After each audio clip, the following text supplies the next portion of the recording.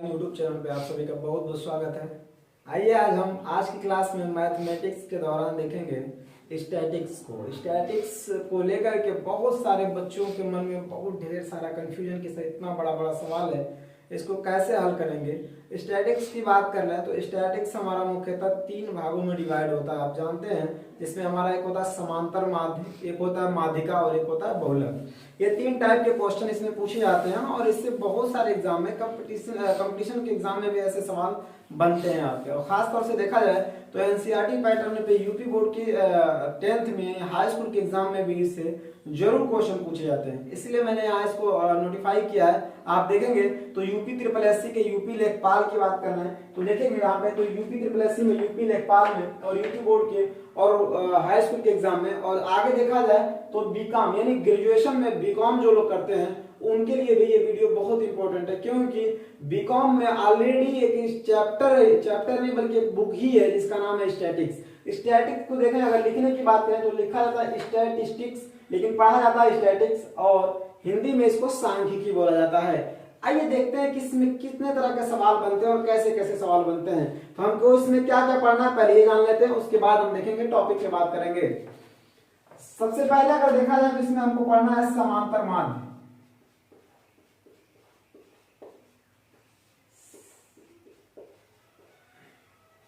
समांतर माध्य जिसको इंग्लिश में मीन कहा जाता है, मीन, और इसका जो सिंबल होता है ये ऐसे होता है। अगर देखा जाए दूसरी बात की जाए तो समांतर माध्य के बाद हमारा माध्यिका होता है।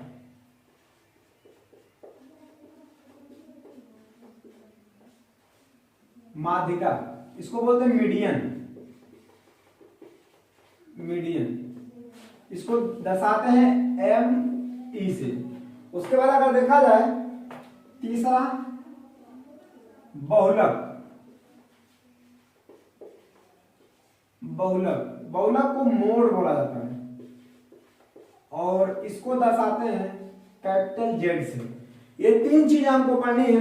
पहला देखेंगे तो समांतर माध्य, दूसरा माध्यिका, तीसरा बहुलक यानी मीन, मीडियन, मोड।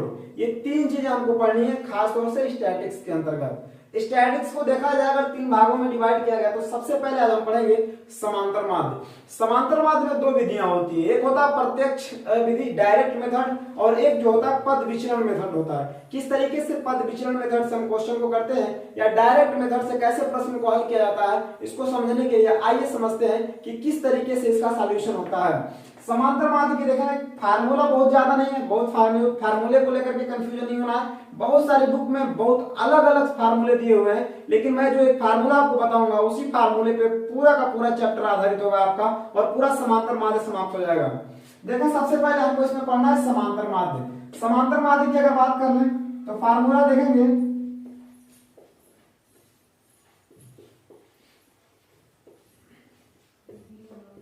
समांतर माध्य बराबर होता है, अगर खास तौर से देखा जाए समांतर माध्य का तो हमारा पहला हो जाएगा पदों का योग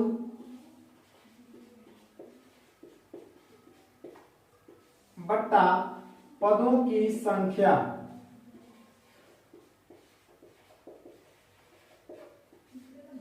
पदों का योग बट्टा पदों की संख्या, यानी अगर देखा जाए इसको अगर लिखने का फॉर्म जो हो सकता है वो क्या हो सकता है, तो सिग्मा होता है ये सिग्मा एफ एक्स अपान सिग्मा आपका एफ। ये भी फार्मूला बनता है, जो जैसे आवश्यकता महसूस होगी वैसे आपको मैं इस पर क्वेश्चन कराऊंगा। लेकिन फिलहाल अभी इसी पे चलते हैं कि समांतर माध्य में पदों का योग बट्टे पदों की संख्या पे कैसे हम सवाल को लगाएंगे। आइए देखते हैं। तो उस फार्मूले पे देखा जाएगा तो हमारे पास एक क्वेश्चन दिया है। सबसे पहले जानिए कौन सी विधि है, तो ये प्रत्यक्ष विधि हम पढ़ रहे हैं इसको, ये डायरेक्ट मेथड है। और डायरेक्ट मेथड में देखेंगे तो क्वेश्चन अगर हमारे पास दिया हो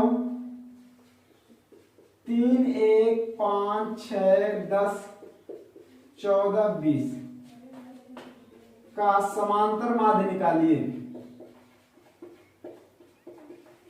अगर ये क्वेश्चन हमारे पास हो 3 1 5 6 10 14 20 और इस तरह से दिया हो और इसका पूछ ले समांतर माध्य, तो समांतर माध्य का फार्मूला आपने अभी देखा, समांतर माध्य बराबर होता है, समांतर माध्य बराबर होता है पदों का योग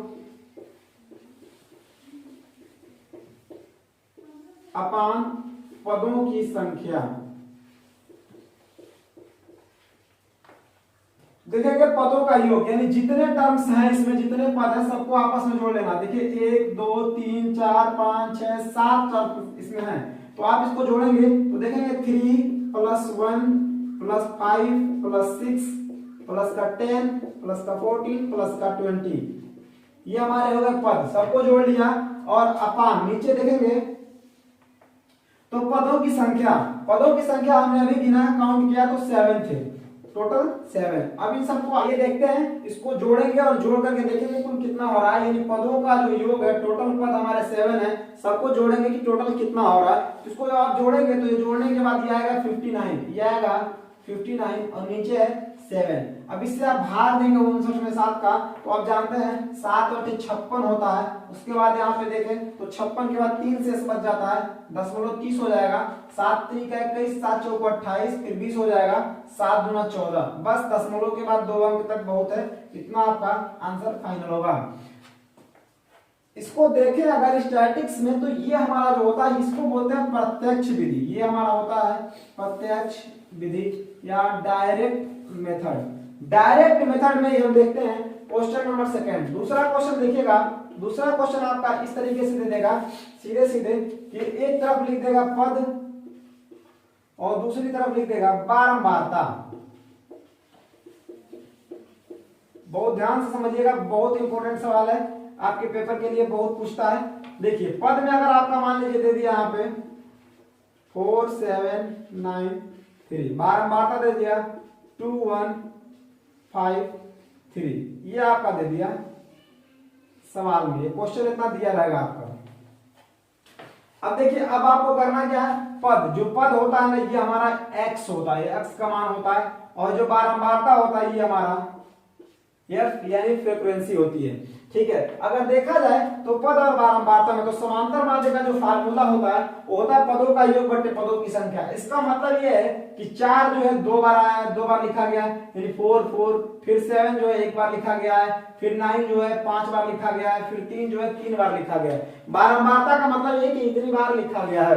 अगर देखा जाए इसको अगर सॉल्व करें आगे तो सीधे सीधे फार्मूले के हिसाब से अगर देखा जाए तो फार्मूला हमारा होता है समांतर माध्य equal to sigma fx upon sigma f या सिग्मा m भी बोलते हैं उसको। सिग्मा जो सिंबल लगा है, सिग्मा का मतलब सीधा सीधा होता है योग, यानी उसका पूरा का पूरा ऐड। आइए जोड़ते हैं इसको। देखिए अब हमको फार्मूले के हिसाब से fx चाहिए, तो यहाँ x है और यहाँ f है, तो बस एक कॉलम और बढ़ा लीजिएगा और इस कॉलम को बढ़ा करके इसको नाम दे दीजिए fx। अब fx का मतलब है f का x में गुणा करेंगे, तो ये देखिए इसका गुणा कर देंगे तो 4 दूना 8 और 7 एक कम 7, 9 25 45 और 3 3 का 9, ये आ गया हमारा fx। अब सिग्मा fx का है, यानी सिग्मा fx का मतलब इसका टोटल का योग कितना होगा, आइए देखते हैं। ठीक, देखिए ये हमारा सिग्मा f है, इसकी भी जरूरत पड़ेगी क्योंकि सिग्मा f है, यानी टोटल f का योग सिग्मा f कहलाएगा। तो जोड़ लेते हैं 2 1 3, 5 3 8, 8 3 11, ये टोटल ही हो जाएंगे 11। ठीक है, इसको देखिएगा fx की बात कर लेते हैं, तो इसको जोड़ेंगे तो 8 7 15 15, 15 5 20 और 60 यानी 69, ये आ जाएगा सिग्मा fx 69। बस सब कुछ नहीं करना, सवाल आपका हल हो चुका है। अब यहाँ पे x बार, यहाँ सिग्मा fx का मान हम निकाल चुके हैं 69 और सिग्मा f का मान हमारे पास ऑलरेडी दिया हुआ है 11। भाग करेंगे तो 11 6 के 66, दशमलव लगा लीजिए, फिर उसके बाद आपके पास बचेगा 3, 30 हो जाएगा, 11 दूनी 22, 8 बचेगा 80 हो जाएगा, 11 7 77 यानी 6.27 हमारा समांतर माध्य है। आज हमने देखा कि समांतर माध्य के अंतर्गत किस तरीके से डायरेक्ट मेथड से, यानी अगर देखा जाए तो प्रत्यक्ष विधि से क्वेश्चन को हल किया जाता है। और उसमें हमने देखा कि प्रत्यक्ष विधि में किस तरीके से, अगर ऐसे टेबल फॉर्म में ना दिया हो, केवल ऐसे दिया हो 3 1 5 6 ऐसे करके दे दिया हो, क्या इसका समांतर माध्य बताइए, तो आप इसको सॉल्व करने के लिए कुल पदों का योग अपान पदों की संख्या फार्मूले पे लगा के इसको हल कर सकते हैं। दूसरा होता क्या, अगर आपका टेबल फॉर्म में दिया हो, टेबल फॉर्म में दिया होगा तो आपको करना क्या होगा, एक तरफ पद दिया होगा, एक तरफ बारंबारता। कई बार ऐसा होता है इधर प्राप्तांक दिया होगा, इधर बारंबारता दिया होगा, तो विद्यार्थियों का वो अपना परीक्षा का रिजल्ट होता है, तो उससे कोई मतलब नहीं है। जो पहला कॉलम आप पद देख रहे हैं ये एक्स होता है, और जो बारंबारता जो लिखा होगा वो हमेशा एफ होता है। तो आपको करना क्या है, पद का यानी एक्स का एफ में मल्टीप्लाई करके एक कॉलम और बढ़ा लेना है एफ एक्स का, और इसका आपस में गुणा करते चले जाएंगे, तो 4 गुना 8, और इस तरह से करके, और उसके बाद आप क्या करेंगे, लास्ट में सिग्मा एफ वाले कॉलम को पूरा जोड़ के, सिग्मा एफ होता है उसका योगफल निकालेंगे, एफ एक्स का योगफल निकालेंगे, सिग्मा एफ एक्स हमारा ये हो जाएगा। और इस तरीके से क्वेश्चन को सॉल्व करने के लिए फार्मूला हमारे पास है, एक्स बार बराबर होता है sigma F x upon sigma F, मान भर देंगे, सिग्मा एफ एक्स हमारा 16 है और एफ आ गया हमारा 11। कितनी आसानी के साथ इस टेबल से, छोटे से टेबल से हम क्वेश्चन को हल कर सकते हैं, बहुत आसानी के साथ स्टैटिक्स में इसको हम समझ पाए। अगर देखा है इसके बाद जो क्वेश्चन आएगा इसमें वर्ग अंतराल का, किस तरीके से वर्ग अंतराल आप देखे होंगे, थोड़ा सा एग्जांपल के तौर पे आपको बता दूं, देखा होगा आपने 0 से 10, 10 से 20, 20 से 30 ऐसे करके वर्ग अंतराल का क्वेश्चन आता है, और निश्चित ही आपके पेपर में ये सवाल पूछता है, 100% आपके पेपर में क्वेश्चन आते हैं। कई बार सवाल पूछा जाता है कि प्रथम 10 प्राकृतिक संख्याओं का समांतर माध्य बताइए। तो जो प्रथम 10 प्राकृतिक संख्याएं होती हैं वो 1 से शुरू होती हैं और 10 तक, 1 से 10 तक सभी संख्याओं को जोड़ लेंगे और नीचे 10 संख्याएं होंगी, 10 से भाग दे देंगे, आपका निकल जाएगा। कई बार पूछा जाता है प्रथम 5 जो है या 10 विषम संख्याओं का आप समांतर माध्य बताइए। तो जो विषम संख्या होती है 1, 3, 5, 7, 9, इनका क्या करेंगे, योग करके और इनकी संख्या से भाग दे देंगे, कितने हैं 5 है, 5 टर्म से भाग दे देंगे और हमारा आंसर आ जाएगा। कई बार पूछता है कि प्रथम 10 सम संख्याओं का समांतर माध्य बताइए, तो 10 सम संख्याएं। कई बार पूछता है प्रथम 5 अभाज्य संख्याओं का समांतर माध्य बताइए, तो अभाज्य आप जानते हैं 1 आ जाएगा, 3 आ जाएगा, 5 आ जाएगा, 7 आ जाएगा, 11 आ जाएगा, इतनी संख्या हो जाएगी, इनको जोड़ लेंगे और जितनी होंगी उससे भाग दे देंगे। तो जो भी इस तरह का सवाल आएगा उस फार्मूले पे लगेगा, पदों का योग अपॉन पदों की संख्या। बाकी जो टेबल फॉर्म में दिया रहेगा या इस तरह से दिया हो तो इसको लगा सकते हैं, लेकिन टेबल फॉर्म वाले क्वेश्चन को एफ एक्स मल्टीप्लाई करके और उसके बाद इस फार्मूले पे लगाएंगे। अब ज्यादा क्वेश्चन आपको इसी पे मिलेगा। ये फार्मूला मोस्टली आपको याद रखना है कि sigma F x upon sigma F होता है, इसी फार्मूले पे आपको लगाना है और इसी फार्मूले पे मिलेंगे आपसे नेक्स्ट वीडियो में। इसका जो बाकी क्वेश्चन है आपका प्रत्यक्ष विधि से बारंबारता वाला, उसको लेके मिलेंगे हम अगले वीडियो में। तब तक के लिए आपसे लेते हैं अलविदा, बहुत बहुत धन्यवाद आपका।